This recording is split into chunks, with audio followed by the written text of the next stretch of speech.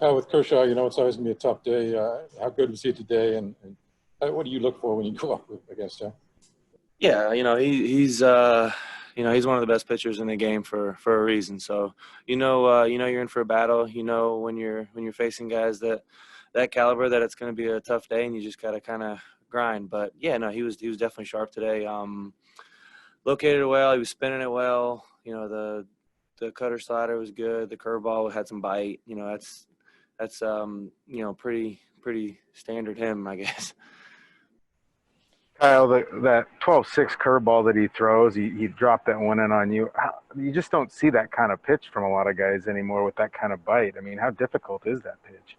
No, he throws the ball with a lot of conviction too. So he's coming right at you. He obviously, he's been unbelievably successful. So I mean, he knows what he's doing. But you don't see that curveball very often. So when he's throwing the ball with conviction, obviously he's a big guy. It's getting on you. There's some life on the fastball. The cutter's good. And the curveball just comes out completely different. So your first reaction is kind of to give up on it, and it bites a lot more than you think. Given all that, you got one off him. Must feel good to do that, and you win the Seager brother battle bragging rights now. I don't know. They took 3 out of 4 from us, so I don't think he's gonna let that one go. So no, it was it was good to get on the board. So I mean, he definitely had our number today. Kyle, I know Corey didn't play today, but how much fun did you have these last 4 days just getting to be on the field with him? I did. I legit had a lot of fun. So that was something that was really special for me. Being the older brother, getting to obviously work out and do stuff with him in the winter. That's great. I really do enjoy that time. But to actually get out there and compete against him was something that was was really special. It was really special for me.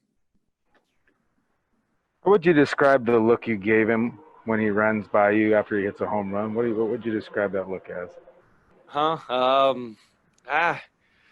Him winning. That's pretty much what that is. You don't want a little brother to win, and he certainly did. So he didn't look at you though when you ran by him either, though. He smirked. I caught his eye. Yeah. He didn't get off that easy. Did your parents check in with you guys? I'm sure they did. But, what did you hear from them? Yeah, that's tough. Obviously, we me and Corey obviously never played against each other. That was pretty special for us. As nice as it was just to kind of get to spend the time, just me and him, I guess it would have been really nice if we could have had, our family here, and, to be able to kind of enjoy it as a group. And, I'm sure it would have been a pretty good group that was going to make the trip. We've certainly talked about it for years. So that would have been, something that, we really would have enjoyed. But, unfortunately that's kind of where we're at this year, and, kind of had to make the most of it. But we've definitely been talking. Did your son understand any of this? I can't imagine having Corey this right here and the concept of him not being able to be at the park. No, we FaceTimed him, I guess, this morning or yesterday morning, and it was hey Uncle Corey, and then he's out the door. So it didn't even flash. He had all these questions about playing shortstop, and then as soon as he gets Corey on the phone, it was okay. We'll see you later. So that's them being little kids, but.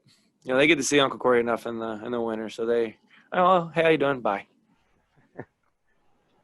How much time could you actually spend some time off the field here? Did you have that chance? And I mean, it's so rare. No, with the way all the quarantine stuff is going, and the way everything goes, you're not allowed to leave the hotel or the room, so we didn't get to see each other at all. The only time I saw him not on the field was during the interview in LA. It's so rare. I mean, you guys, I don't think people realize you're never together. You spend entire seasons in different places. No, we aren't. It's you think we do the same thing as our job, so we would cross paths eventually, as much as we both travel and something, but it doesn't happen. And 18 obviously there has some injuries, and it hasn't even happened in spring training. So I mean, as much as you think it would happen, it really doesn't. So that's part of the reason that made this these last 4 days pretty special. Even when he wasn't playing, though, it was fun just to look over there and see my brother. So it was pretty cool.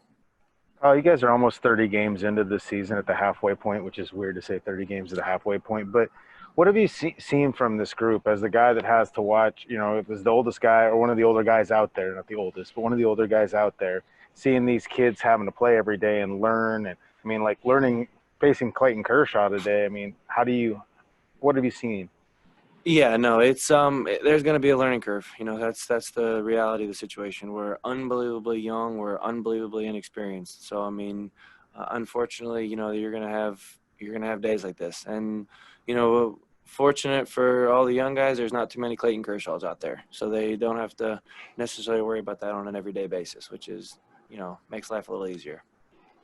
But have you seen growth? I mean, have you seen them getting better? That's our job. That's what they have to do. You're going to have to grow. I mean, that's the name of the game. It's a result oriented league. And, if you're going to build with these young guys, there has to be a lot of growth.